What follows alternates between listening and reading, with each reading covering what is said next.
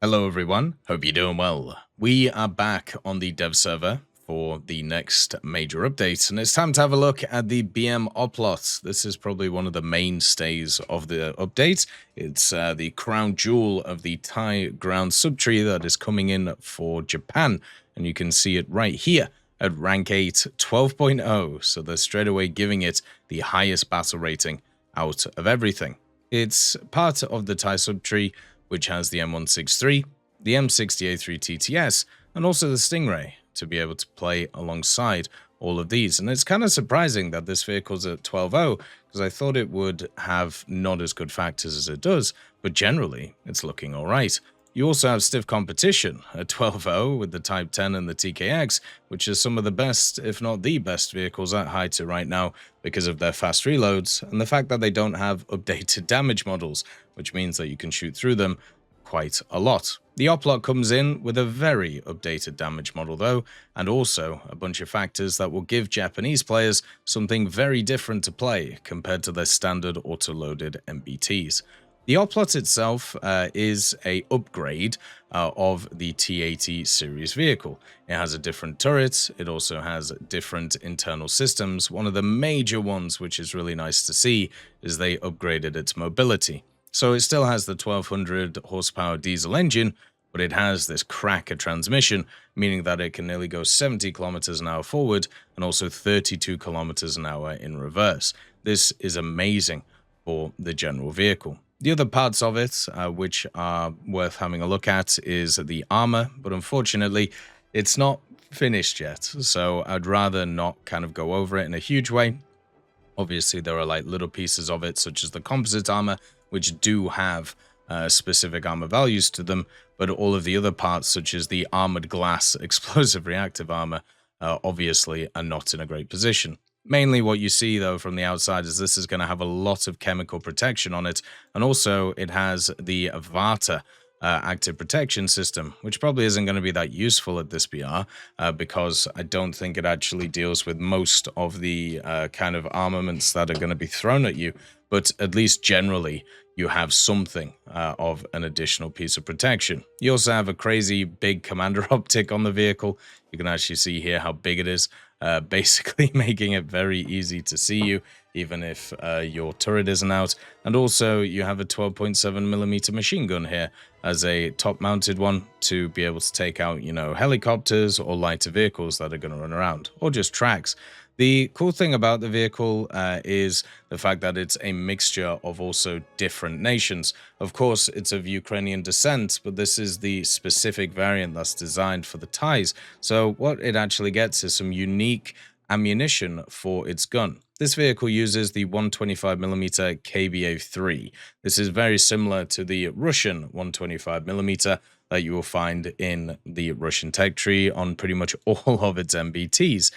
But in this game, the Oplot-T actually gets access to the BTA-4 round. This is a new APF SDS that they're bringing in. It's going to be a rank 4 modification, but you can see it's 552, 466, 319 at 10 meters, which is quite nice. A good muzzle velocity and overall decent penetration. If you want to kind of compare that to what the Soviets are running at the highest echelons, the BVM with the 3BM60, you can see it's 580, 490, 335. So it's slightly worse than the 3BM60, but still completely fine. Japan itself actually has one of the rounds in the Type 10, which pens up to 356, but usually the JM33, which is available on stuff like the Type 90, is at 278 when it comes to the overall penetration. So it's a middling round in terms of it, should generally be fine to penetrate anything it does. One of the cool things about using a 125 instead of a 120mm is also you usually get slightly more projectile mass, slightly more post-penetration damage, especially with sometimes when they have the thicker rounds which come along for the Soviets. But these ones I think are more like standard darts, 5 kilos of projectile mass, and then also you have access to some other munitions or, rounds that you can bring along. You have the GP125, the Tandem Warhead 80 Gem. Always fun to see this on any vehicle. Tandem 80 Gem basically means that it negates a lot of armor and also it has a tendency to overpressure stuff, which is always fun. You also have the 30F26, the big donkey HE that sometimes people like using if they don't have APFSDS. And then also you get a stock 3BM42 round, which is completely fine. Since this is a rank 8 vehicle, it does get a stock APFSDS because that's one of the kind of factors that Gaijin made between the rank 8s and rank 7s. It also gets pretty good thermals on the commander and the gunner. It gets an LWS, which is fantastic, so you know when you're getting attacked, and then also a laser rangefinder. Gets smoke grenades and artillery support. The smoke grenades actually look really cool on the vehicle. You can see them in these like little pods back here. So it has access to 12 of them in total to be able to cover you. You also get the 6.5 second reload instead of the 7.1 second reload. That's very positive too. And so most of the factors, it's kind of like a mixture of positives and negatives. You have a bit more mobility, your armor should be pretty good, and also, you know, you have an okay round, and you have very good turret traverse, 40 degrees per second on an aced horizontal. But there's a problem here, and some of you may have noticed it, and that is the vertical guidance speed. Now, I have played a lot of vehicles in this game. I've spaded over 2,000 vehicles nowadays, a lot of them, ground vehicles and air vehicles mainly, but also a lot of naval stuff and helicopters as well. So one of the problems at top tier is targeting speed differences between nations.